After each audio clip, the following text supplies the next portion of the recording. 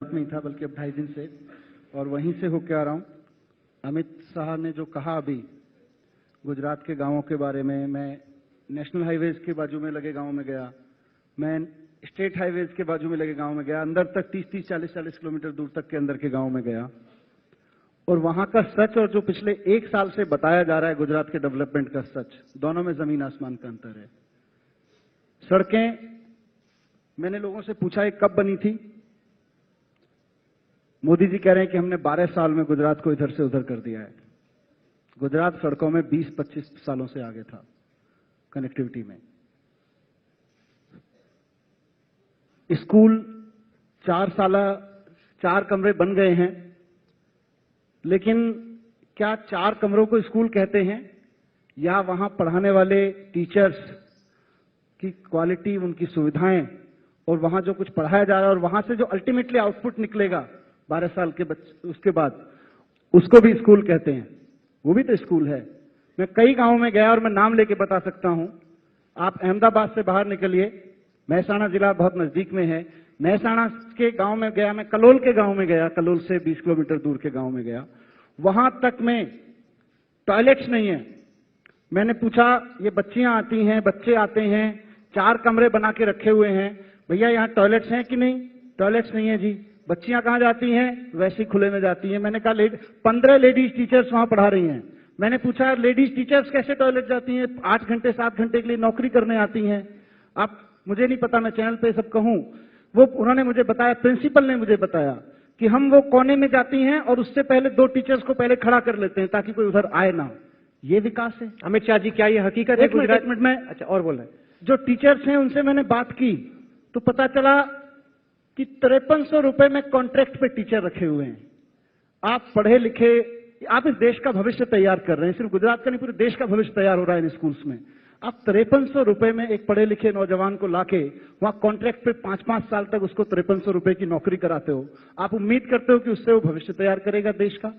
मैं वाव में एक कॉलेज में गया, बहुत सारे कॉलेजेस में गया, मैं वाव के कॉलेज का आपको बता देता हूं। 618 स्टूडेंट, हायर एजुकेशन के लिए गुजरात सरकार का डेवलपमेंट का सच मैं आपके सामने बताता हूं। 618 स्टूडेंट्स वहां पे कॉलेज में पढ़ते हैं, और वहां पे 2 महीने पहले तक टीचर के नाम पे एक प्रिंसिपल था और कोई नहीं था। वहां के बच्चों ने वहां पे अनशन किया कॉलेज के बाहर बैठ के, तब जाके 2 और टीचर्स की वहां पे भर्ती हुई है। 618 बच्चों को पढ़ाने के लिए 3 टीचर्स हैं। मैंने प्रिंसिपल साहब को सलाम किया, मैंने पूछा आप किस हिम्मत से पढ़ाते हो साहब, किस हिम्मत से पढ़ाते रहे इन बच्चों को? उन्होंने कहा वो सीडीज आती है ना, हम तो सारे क्लासरूम्स में सीडी लगा देते थे। अरे सीडीज से इस देश की हायर एजुकेशन चल रही है क्या? और मैंने पूछा बाकी कॉलेज कहां है? 50 किलोमीटर दूर अगला कॉलेज है, 150 किलोमीटर दूर क्या पढ़ा रहे हैं? आर्ट्स। बच्चे अनशन कर रहे हैं कि साहब हमें कॉमर्स भी पढ़ा दो। उनको 150 किलोमीटर दूर साइंस की एजुकेशन लेने के लिए जाना पड़ता है। क्या ये सच्चाई नहीं है गुजरात की?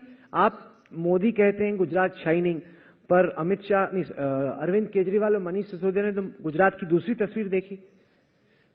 नहीं, जो सिसोदिया जी ने बात करी वो अर्धसत्य है। जहां तक तनख्वाह का सवाल है, हमारे यहाँ एक नीति बनी है कि 4 साल तक एक फिक्स अमाउंट पर भर्ती होती है, और उसके बाद में जब उसको परमानेंट किया जाता है तो पूरी तनख्वाह दी जाती है। वो फिक्स अमाउंट 5300 रुपए है। हाँ, है ना, इसमें कोई दिक्कत नहीं है भैया, ये तो परिपत्रित है, कोई बहुत बड़ा सत्य आप ढूंढ कर नहीं लाए हैं। हाँ, पर और इस देश के पढ़े लिखे लोगों को 5300 रुपए के लिए 5 साल से नौकरी। अब मुझे सुन लीजिए ना, हमें जो गुजरात कांग्रेस से मिला उसके 10 साल में भर्ती पर प्रतिबंध लगा था। आर्थिक प्रबंधन इतना खस्ता हाल था कि गुजरात के फाइनेंस डिपार्टमेंट ने भर्ती पर रोक लगा दी थी। उस वक्त कुछ भी कर जब तक भर्ती नहीं करते, ना प्रशासनिक सुधार पॉसिबल था, ना शिक्षा में सुधार पॉसिबल था। एक पॉलिसी बनाई गई कि किसी भी नए व्यक्ति को, चाहे वो तलाटी हो, शिक्षक हो या कोई और कर्मचारी हो, क्लर्क्स हो, उसको 4 साल तक एक फिक्स तनख्वाह दी जाएगी, और उसके बाद में उसको परमानेंट करने के बाद पूरी तनख्वाह दी जाएगी। और कितने लोग इसी पॉलिसी से भर्ती होकर परमानेंट हो गए हैं और आज पूरी तनख्वाह पा रहे हैं। अच्छा, मैं भर्ती का नया फॉर्मूला गुजरात से समझ के आया हूं। तलाटी की भर्ती हुई 1500, तलाटी माने पटवारी के लिए भर्ती हुई तलाटी के लिए 1500 भर्तियां थी और 1500 भर्तियों के लिए गुजरात में 8 लाख आवेदन आए 5000 रुपए की नौकरी वाले के लिए। ये हमारा गुजरात में बेरोजगारी का आलम है। उसके बाद मजे की चीज ये है कि उस भर्ती को करने के लिए 10-10 लाख रुपए की रिश्वत ली गई।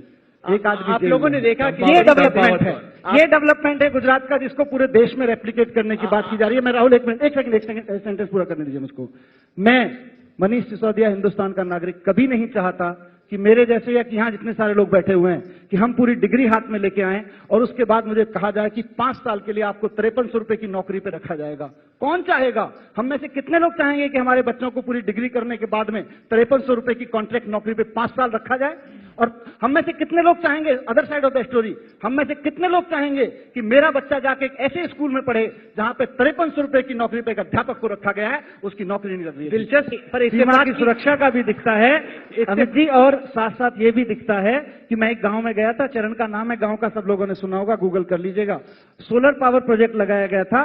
वहां के किसानों से जमीन जब फाइलों में बन गया, माइंड्स में बन गया कि वहां पे एक सोलर पावर का प्रोजेक्ट लगाना है, उसके बाद क्या किया, इससे पहले कि वो स्कीम अनाउंस होती, बीजेपी के नेताओं ने जाके सारी जमीन वहां 50,000 रुपए एकड़ में खरीद ली। और उसके बाद, नहीं एक मिनट पूरा कर दीजिए, 50,000 रुपए एकड़ में खरीद ली और उसके बाद 1 साल के अंदर अंदर वही जमीन बीजेपी के नेताओं से सरकार ने 27 लाख रुपए एकड़ में खरीदी। ये कौन कर रहा है? इसकी चिंता हम ना करें। हम सिर्फ ये कहते रहे कि आप बड़े बड़े भाषण देंगे, पाकिस्तान, चाइना, ये वो, और हम सुनते रहेंगे और हम गुलगुले बजाएंगे। हम तो जी टॉयलेट की बात भी करेंगे, हम किसानों की बात भी करेंगे, हम पटवारी की बात